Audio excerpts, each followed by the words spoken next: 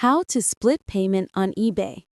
Want to split your payment on eBay in 2025? Great news!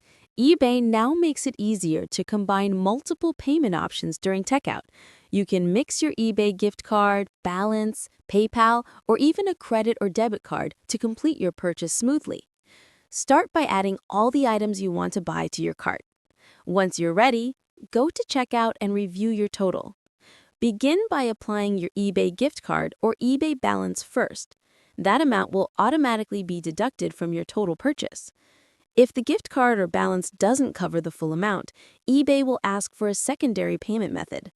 Select your main payment option, like PayPal, Apple Pay, Google Pay, or your credit or debit card. The remaining balance will be charged there automatically. Before placing your order, you'll see a clear breakdown showing how much each payment source covers. After checkout, your confirmation email and receipt will show both payment methods and the amounts used. Keep in mind, eBay still doesn't allow splitting between two separate credit or debit cards on a single order. Thanks for watching.